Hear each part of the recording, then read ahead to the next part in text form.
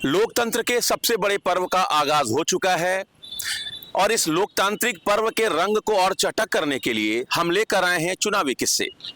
वो किस्से जो आपको बताएंगे कि कैसे जनता जनार्दन को मनाने के लिए नेताओं को अलग अलग तरीके से जतन करने पड़े थे, कैसे परसेप्शन के सहारे इलेक्शन का रिजल्ट बदल जाता है, कैसे लोकतंत्र का ये पर्व लोक को तंत्र पर अपना शिकंजा कसने का एक और मौका देता है। तो आइए हम अपने इस चुनावी किस्सों का सफर शुरू करते हैं और बात करते हैं सबसे पहले बनारस की। चुनावी किस्सों में आज किस्सा 1980 के लोकसभा चुनाव की। राजनीतिक विश्लेषक उस चुनाव को आज तक का सर्वश्रेष्ठ चुनाव मानते हैं।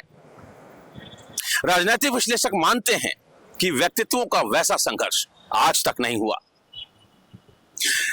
3 जनवरी 1980 से 6 जनवरी 1980 के बीच 7वीं लोकसभा के सदस्यों के चुनाव के लिए देश में आम चुनाव हुए। जनता गठबंधन आपातकाल का लाभ लंबे समय तक नहीं उठा सका और देश के सामने समय से पहले ही लोकसभा का चुनाव आ गया। 7वीं लोकसभा के लिए देश भर में चुनाव हुआ, लेकिन सबसे ज्यादा चर्चा जिस संसदीय सीट की हुई वो था बनारस। बनारस संसदीय सीट पर सीधी लड़ाई थी कांग्रेस के पंडित कमलापति त्रिपाठी और लोकदल के राजनारायण के बीच। यह भी इत्तेफाक ही है कि पंडित कमलापति त्रिपाठी और राजनारायण करीब 4 साल सन 42 में साथ साथ जेल में रहे। बावजूद इसके पंडित कमलापति त्रिपाठी राजनीति में राजनारायण से सीनियर रहे और शायद यही वजह है कि राजनारायण पंडित कमलापति त्रिपाठी को गुरुजी कहकर संबोधित करते थे। जनता पार्टी के ओम प्रकाश सिंह सन 80 के चुनाव को त्रिकोणात्मक बनाने के लिए एड़ी चोटी का जोर लगाए हुए थे। चूंकि सन 1977 में जनता पार्टी के चंद्रशेखर सिंह करीब 66% वोट प्रतिशत के साथ रिकॉर्ड वोटों से वो चुनाव जीते थे, वो रिकॉर्ड आज तक कायम है और इस वजह से सन 80 के चुनाव में कांग्रेस पर कुछ ज्यादा ही दबाव था।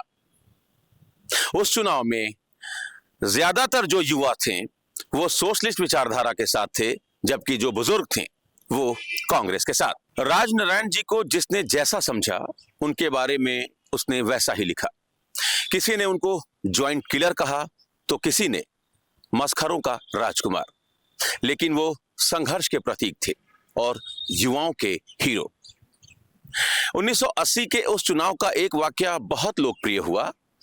चुनाव प्रचार के दौरान पंडित कमलापति त्रिपाठी और राजनारायण जी की गाड़ी आमने सामने आ गई। अपनी जीप से उतरकर राजनारायण पंडित कमलापति त्रिपाठी के एम्बेसडर कार के पास पहुंचे और कहा कि पंडित जी, गाड़ी में तेल भरवाने के लिए पैसे चाहिए। पंडित कमलापति त्रिपाठी मुस्कुराते हुए अपने सहयोगी से कहा कि राजनारायण जी की जीप में तेल भरवाने का प्रबंध किया जाए। राजनारायण जी को लेकर बनारस में, देश में और विशेष रूप से युवाओं में यह धारणा प्रचलित थी कि राजनारायण प्रधानमंत्री को 2 बार हराने वाला नेता है, एक बार इलाहाबाद हाई कोर्ट में, दूसरी बार रायबरेली में। सन 80 के उस लोकसभा चुनाव में बनारस से पंडित कमलापति त्रिपाठी की प्रतिष्ठा दांव पर लगी थी। पंडित कमलापति त्रिपाठी के सामने थे लोकदल के धुरंधर नेता और देश के पूर्व स्वास्थ्य मंत्री राजनारायण।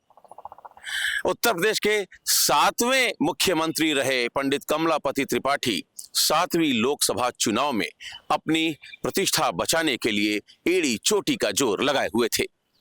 राजनीतिक विश्लेषक विजय नारायण बताते हैं कि तब बनारस के मुस्लिम इलाकों में प्रचार करने के लिए दिल्ली जामा मस्जिद के शाह इमाम अब्दुल्ला बुखारी बनारस आए हुए थे। बनारस में कई मुस्लिम इलाकों में जाकर वो कांग्रेस का प्रचार कर रहे थे।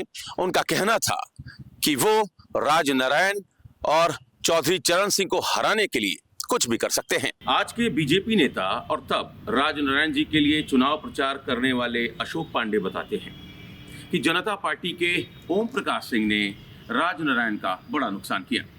उस चुनाव में ओम प्रकाश सिंह को 80,000 से ज्यादा वोट मिले।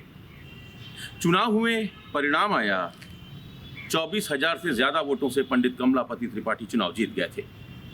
लेकिन सन 80 के उस चुनाव परिणाम में जीत से ज्यादा हार का जिक्र था।